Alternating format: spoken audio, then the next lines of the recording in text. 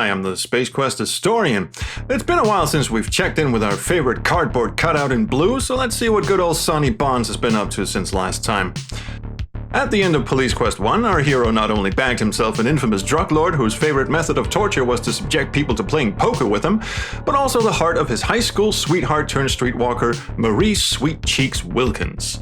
Marie has given up her former life and credits her emancipation from a life of prostitution entirely to Sonny, a fact that she emphatically reiterates every time she makes an appearance. I'm not kidding, that's all she ever talks about. At the start of the game, you find a note in Sonny's desk from Marie thanking him for turning her life around, and later, the two lovebirds go on a dinner date where the topic of conversation also seems to revolve almost entirely around her new lease of life, to the point where I'm starting to get a bit concerned for her mental well-being, because one thing that hasn't changed between games is that Sonny is still just a plank of wood, incapable of any display of emotions whatsoever. And call me crazy, but I don't think this sort of one-sided devotion in a relationship is healthy. But anyway, that's neither here nor there, because the game never acknowledges or even seems to care about this somewhat disconcerting element, and furthermore, who gives a shit, right? This isn't Dating Quest, this is Police Quest, so how about we get on with some actual police work? Between the first and second games, Sonny has risen in the ranks from beat cop to full-blown homicide detective. How he managed to land that gig is never explained, but given how absolutely fucking useless the rest of the police force in Lytton is, I honestly shouldn't be this surprised. Sonny may have all the charm and personality of a wet breadstick on legs, but at least he gets shit done, in stark contrast to his new partner Keith, who spends the entire game chain-smoking himself into an early grave. He never seems to do any work at all. At the precinct, he's always chilling with his feet on the table, and whenever the two of them do go out to investigate, he always finds some excuse to fuck off and leave Sonny to do the actual legwork. All in all, Keith is about as useful as a match in a Class 5 Hurricane, and I know this is the 80s, but could you at least roll the fucking window down, dude? I mean, Jesus H. Titty fucking Christ. So, what do our two heroes get up to during the course of this game? Well, the full title of this game is Police Quest 2: The Vengeance, and that titular vengeance refers to our old pal from the last game, Jesse Baines, aka the Death Angel.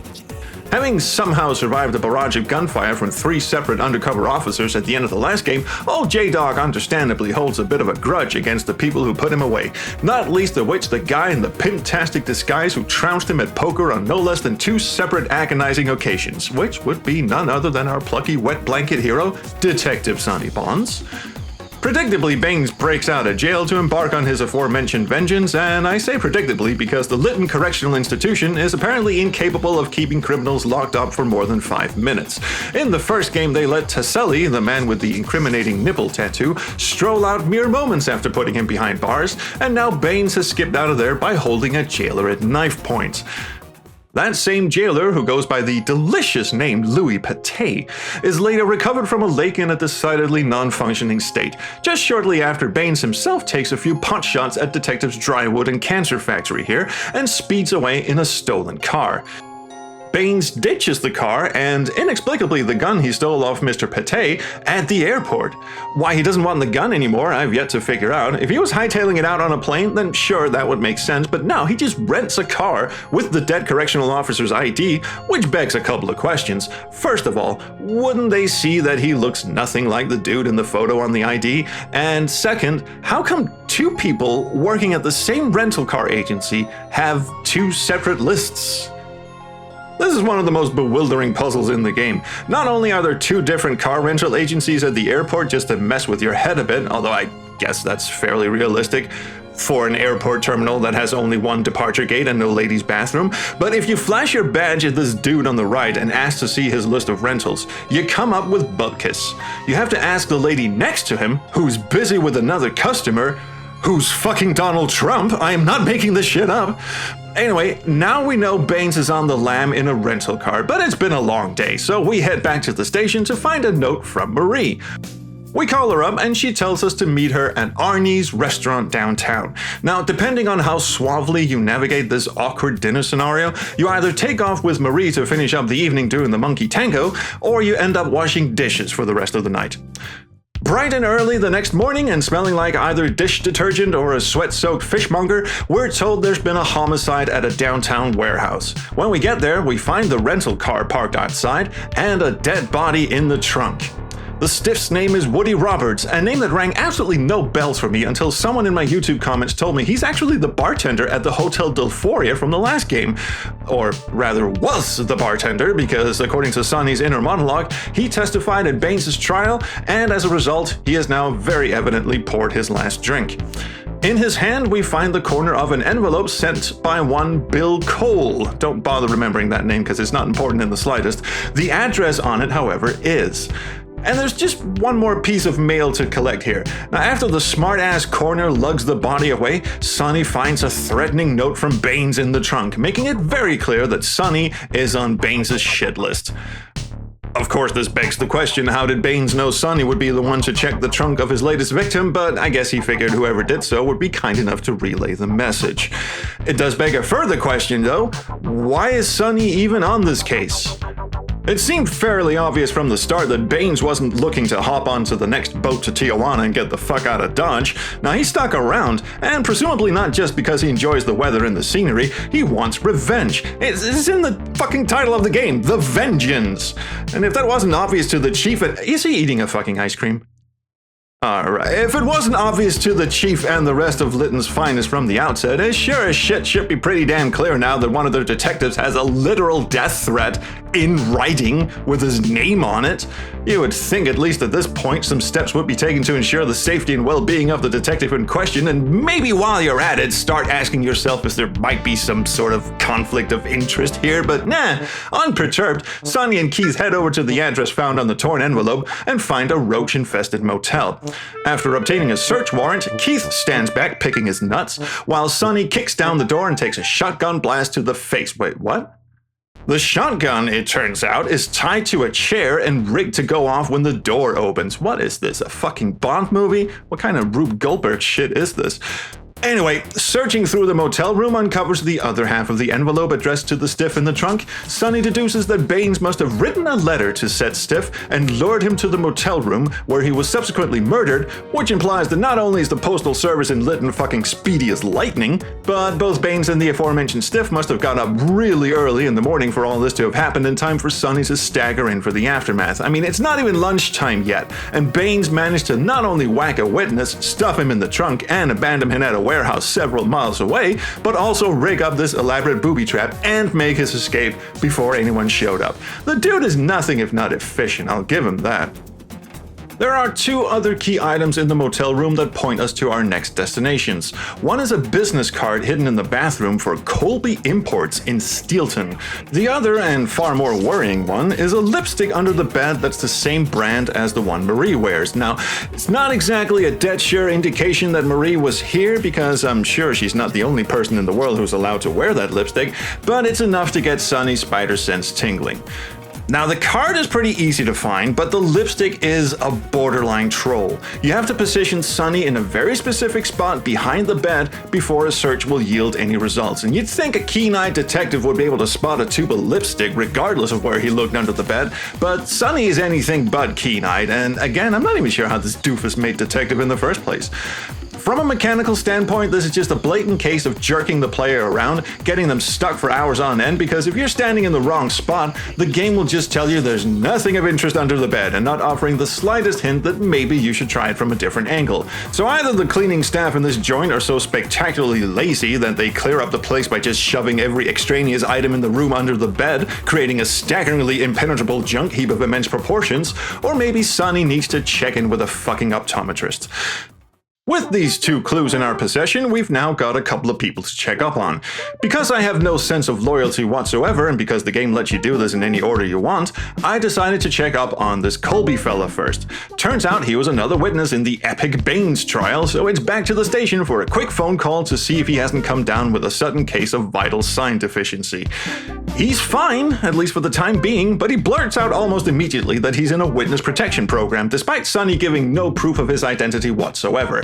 I would point out that I'm pretty sure one of the first things they tell people going into witness protection is to not tell anyone they're in witness protection, but given that the dude apparently still goes by his given name and runs a business named after himself, I can only conclude that it must be one of the shittiest witness protection programs of all time.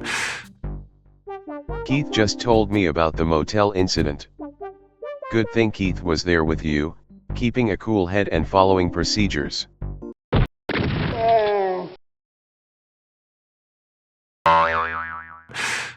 Having now advised a potential murder victim that he should probably keep his front door locked for the time being, we finally head over to see if Marie's doing all right. She's not.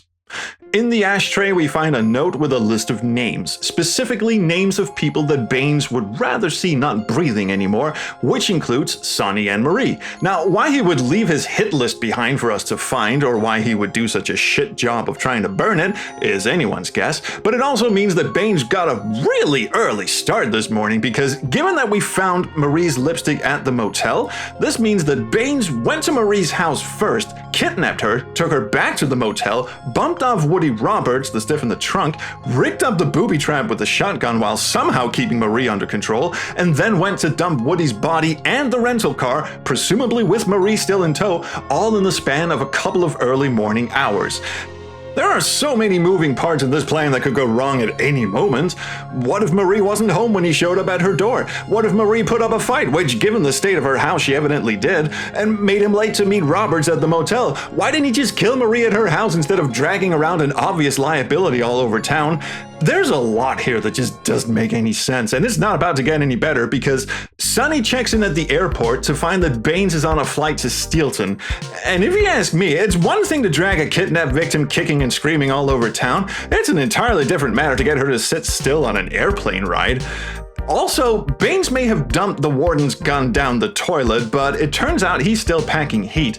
We found out earlier that the shotgun he used in the booby trap was stolen from a local pawn shop, along with another shotgun and a .32 automatic. So how the fuck did he manage to get those on the plane? I mean, the gun I can maybe understand, but a fucking shotgun? And when did he find time to rob a pawn shop? Also, I'm willing to suspend my disbelief long enough to assume that Baines is using Marie as bait to lure Sonny into an obvious ambush instead of just outright killing her, even though that's a fairly shitty plan that makes no sense when he was all too happy to just knock off this Woody dude and stash him in a trunk. But if that's the case, then again, why drag her all the way to Steelton on his way to kill another witness? Wouldn't it make more sense to get Sonny and Marie out of the way first in Lytton and then go take care of Colby? I mean, the dude may have spectacular planning skills, but his priorities are all over the place. But hey, at least Sonny must realize by now that he's in way too deep and he'll let the police in Steelton sort this out. Where are you going, Sonny? Sonny, I swear to God, are you seriously? Yeah, he's getting on a plane to Steelton. I guess they really don't take conflict of interest very serious around here. En route, we're briefly distracted by a hijacking perpetrated by two racial stereotypes who are under the somewhat bewildering assumption that a domestic flight will somehow have enough fuel to take them to Egypt, but Sonny calmly shoots both of them in cold blood while Keith, true to form, disappears into the cockpit, presumably to have a smoke with a traumatized flight attendant. Without so much as a cursory investigation into the two dead bodies on the flight, the local Steelton police welcome Sonny with open arms and tell him that they had a wiretap on Colton's phone and intercepted a call from Baines from a payphone at a local park. But by the time they got off their asses to head around and check if Colby was still breathing, he was very much not. So Baines somehow managed to get the drop on Colby and ice him within mere hours of arriving with a shit-scared Marie in tow. Hey, first of all, this dude doesn't waste any time. And second of all, this woman must be absolutely traumatized by now. I mean, not only has she been carted all the way over the city of Lytton and now also across state lines by a homicidal maniac who wants to murder both her and her boyfriend, she's also been witness to two brutal murders, well knowing that it's only a matter of time before she'll be on the receiving end. I mean, if she's anything but a blubbering catatonic mess by the end of this game, she's either made of fucking stone or I'm calling serious bullshit. Sonny and Keith decide to check out the park and, well, I say Sonny and Keith, but to no one's surprise, Keith fucks off for a smoke again and leaves Sonny to do all the work himself. Nestled behind a bush, Sonny finds a manhole cover, despite having no reason to suspect Baines might be down there, descends into the smelly underbelly of the city, and this leads to a frankly infuriating sewer maze segment comprised entirely of bullshit. Sewer pipes burst as soon as you walk by them, the slippery floor sends you plummeting into the wastewater and immediately drown, and best of all, there are these isolated pockets of invisible methane gas that will kill you stone dead unless you haul ass. Against all conceivable odds, Sonny managed to stumble into a sewer maintenance room where he finds Marie tied to a chair. And he unties her just in time for Baines to stroll through the door, and Sonny guns his ass down. Yeah, fuck due process.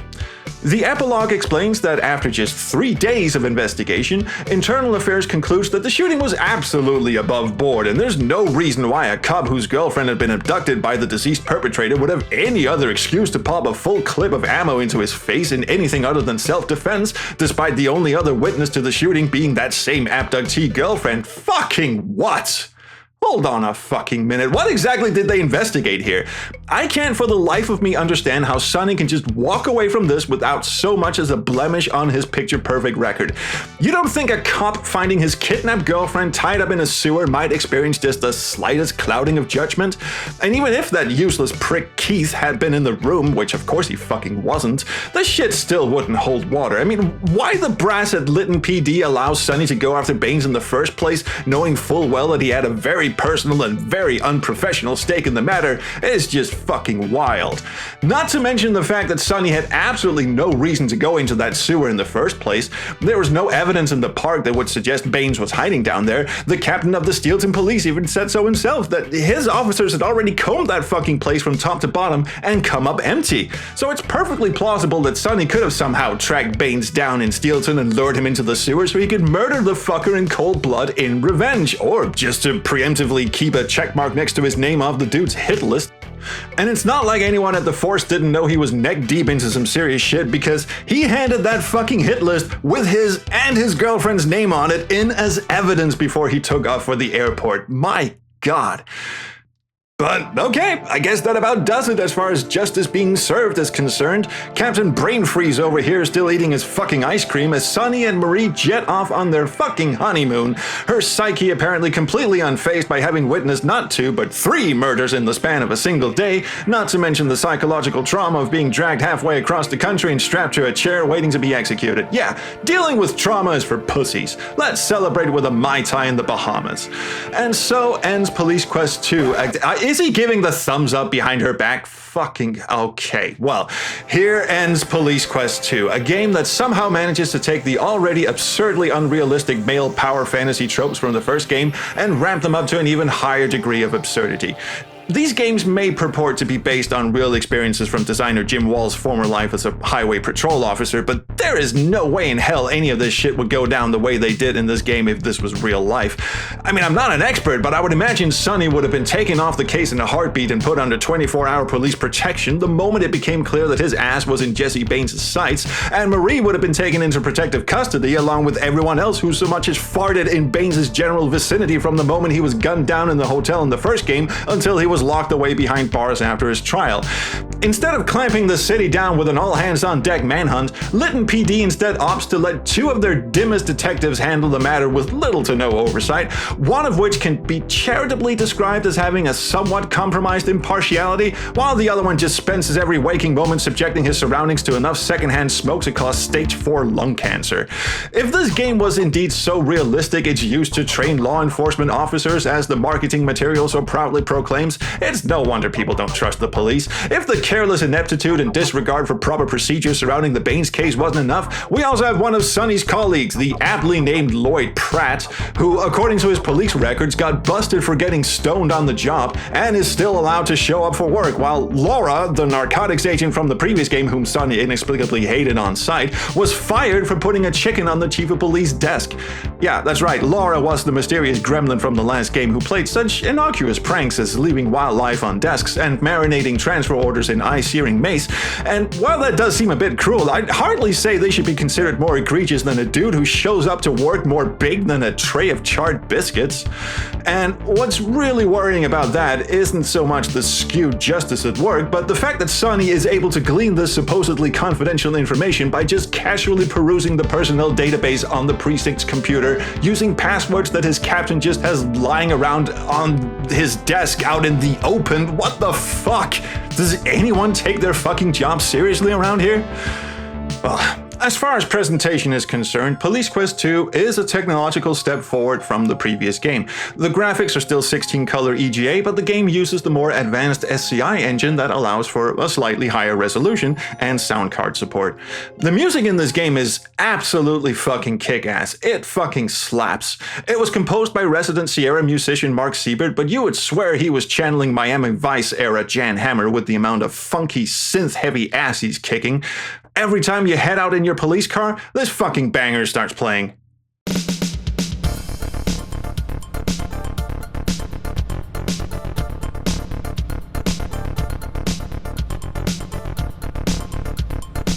And when you get to a location to snoop around and the tension starts ramping up, like say when you find the discarded gun at the airport, Mark dishes out this funky bass line that's so sick it could send a lesser man into a coma.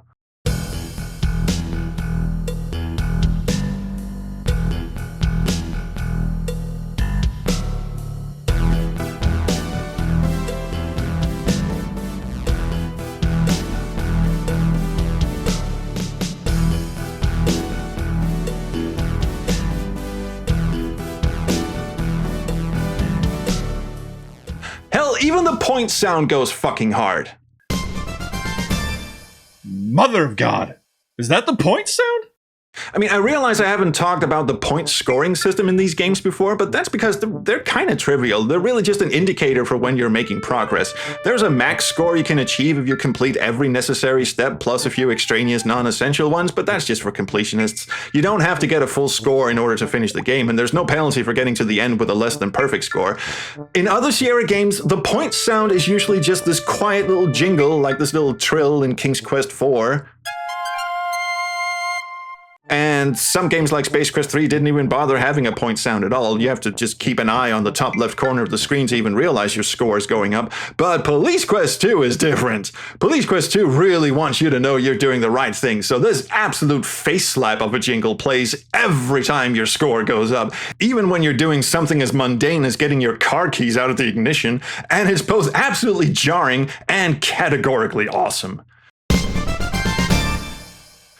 The graphics, on the other hand, are kind of a mixed bag. I mean, it's certainly not the ugliest game I've ever seen, but some of it seems a bit rushed. The backgrounds are fine, but compared to other Sierra games of the time like Colonel's Bequest and Conquest of Camelot, they seem a little flat and uninspired. The animation is also a bit weak and sometimes just unintentionally hilarious, like these sprites of Sonny and Keith with their guns drawn. I mean, it looks like they have little T-Rex arms or something. Gameplay-wise, it's still a parser game like the first one, so you still have to type in all the commands you want Sonny to perform. Notably, the game is less stingy about following proper police procedure and plays more like a traditional adventure game this time around. The only times you're required to do any actual police work is when you're investigating crime scenes, and for that you have this handy field kit full of tools that you can just go through one by one to see if any of them produce a result. That's not to say the game doesn't throw a bunch of dick moves your way. That same field kit has to be stowed in the trunk of your car every time you want to get in it, even if it's just to radio the station for backup or tell them what's going on, and then you have to get it back out of the trunk again if you want to continue investigating. Your gun also needs babysitting in what can only be described as the most tedious minigame of all time. At least twice in the game, you have to go to the firing range at the police station and shoot at targets, then laboriously calibrate the sight of your gun so that you'll actually shoot straight. Having to do this once is bad enough, but later in the game, after dodging the shotgun strapped to a chair booby trap, Sonny knocks his gun against the wall, which sends the calibration out of whack, and you have to go back and do this shit all over again. And that last one is such a dick move too, because this happens just before you get on the plane and have to take out the two hijackers, and if you forget to go back and adjust your sights before taking off like I did, you'll invariably miss your shots and die, forcing you to have to go back to a previous save from before you left. Oh crap. Oh no. Start. Oh no. Quit. We're gonna have to go way back. Select the game that you would like. Oh, Didn't register as started. Oh crap. Oh, shit. And the game doesn't even tell you the sights go out of whack. The only thing it tells you is that Sonny hits his stupid hand against the door frame, and you're supposed to deduce from that that his gun is now out of whack. Thanks a lot, Jim. Anyway, the parser's also a real dick sometimes. One of the first things you do in this game is find a note from Marie in Sonny's desk drawer, but it's not a note, it's actually a letter, and the parser will actually scold you if you confuse the two. And then there's this shit where you have to search the bottom of the lake for evidence. Although the game specifically tells you to search the ground because it's too murky for Sonny to see anything unless he's right on top of it, if you type search ground, the game will invariably tell you there's nothing of interest. It took me quite a while to figure out that the game was expecting me to type look ground, not search ground, which is either just petty and pedantic, or just a case of Sierra not playtesting this shit properly. But to even get that far, you have to contend with what is by far the worst offender, at least in my book, which is finding your fucking scuba certificate. You need to show it to this impossibly handsome beefcake of a man before you're allowed to go in the drink with him. But where is it? It's not in your car, it's not inside your desk, it's not anywhere you look because it's actually hiding inside your fucking wallet. That's right, you have to pick up Sonny's wallet and then you have to search the wallet to find his scuba certificate. What is it, microscopic? Or how much shit does this dude have in here? Is this like George Costanza levels of wallet content? This is just a textbook dick-slapping non-puzzle that I'm sure more than a few people got stumped on in the early days before readily available walkthroughs. On the more baffling side of things, there are a couple of set pieces that add absolutely nothing to the plot, but are just included for what I can only assume was to pad the game out. I already mentioned the weird plane hijacking, which comes completely out of left field and has no bearing whatsoever on the story, other than to illustrate Jim Walls' apparent disdain of people wearing turbans. But there's also this bit in the park late in the game where if you walk off to this part of the map, you're accosted by a dude who just shows up out of nowhere and tries to mug you. For once, Keith actually does something other than take one of his extended smoke breaks and apprehends the dude as he's trying to run away from you, and you then have a brief window to interrogate the dude, or at least that's what I thought I was supposed to do, since this is near the end of the game and we're trying to search this park for clues as to Baines' whereabouts. But no, this little twerp doesn't know squat. All you can do is read him his rights and let Keith take him away. I have no idea if this was meant to be part of a larger puzzle that got cut, or if this was just a late-night brain fart that was put into the game because the park section felt a little empty. In fact, judging from this old promo VHS that Sierra released back in 1988, it seems like there was some content that was meant to be in the game, but for whatever reason was left out or cut. I mean, this shootout at the prison, for instance, never happens in the game, nor does the shot of Baines running across the motel car park and seemingly straight through a brick wall, but I assume that bit was just added to make the video more exciting. Unfortunately, there's scarcely any information online about the making of Police Quest 2, so I'm actually a bit short on interesting trivia about the game. There is, however, one fairly big anomaly concerning this game that I've been saving for last because it is just absolutely batshit insane. When the game was released in Japan, Sierra didn't just translate the game's text into Japanese as they did with their other games. No, they went the extra mile and actually redrew a lot of the graphics, and I don't know what to say, really. I don't know what possessed them to do this. In case you may be wondering if you just had a stroke and started hallucinating, no, this is actually real. This is Sonny Bonds sporting a goofy, spiky hairdo being yelled at by his inexplicably purple-haired boss. And the whole game is like this. Most of the characters have been redesigned in this pseudo-anime style with brightly colored, gravity-defying hair and big bulgy eyes. And what's truly baffling about this is that, for one, this is the only Sierra game to ever get the anime treatment, sadly, and two, why do it to Police Quest 2, arguably the most American-centric game in Sierra's library? I mean, I can kind of see this working in a game like King's Quest or Quest for Glory, where the setting is so fantastical and far removed from the real world to make no difference, but the Police Quest series is about an American cop doing American cop things, or at least what an American cop wishes he'd be doing. And they didn't change the setting or the story in any way, they just gave the characters these goofy makeovers and left the rest as it was for some reason. I honestly couldn't tell you why. Maybe they thought the Japanese market would be more interested in the game if it looked more like what they assumed Japanese audiences were into, but it seems like a lot of effort to go through only to leave everything else the way it was. And I know for a fact they didn't change the story one bit, because even though this was released in Japan for the Japanese market, the game still gives you the option to play it in English with Japanese subtitles, and the parser still only accepts English language input. But other than the baffling Japanese version, there are precious few surprises hiding in the belly of Police Quest 2. There is, however, an interesting fan-made patch that changes the parser interface into a full-blown point-and-click experience, complete with your standard Sierra icon bar. The patch only works in ScumVM and it changes all the in-game text to Spanish, but there are ways around that. To apply the patch, you simply download it from this website that I'll link to in the video description and unzip it into a folder somewhere. Then you go into the game setting in ScumVM and point the extras path to the folder you just unzipped it in. Now, fair warning, this will invalidate any save games you already had in ScumVM, so my advice is to make a duplicate of your copy of Police Quest 2 and add that to ScumVM, and then rename it to something like Police Quest 2 Point and Click so you can tell it apart from your other copy of the game, and apply the patch to that. Finally, to revert all the in-game text to English, simply move all the files in the patch folder that start with text somewhere else, or just delete them entirely. The menus in the game will still be in Spanish, but at least the original dialogue and text boxes will be in English. So yeah, that's pretty cool. And thank you to this helpful person in my YouTube comments who told me about this thing. But in terms of the game itself, it really is just another bare-bones exaggerated cop story from the imagination of someone who wishes his former life as a cop was this exciting, and it goes beat by the numbers in terms of plot with no notable surprises or twists along the way, save for a few borderline nonsensical set pieces that serve no other purpose than to pad the game out and make it feel like the designer was trying to stretch the game out at the last minute.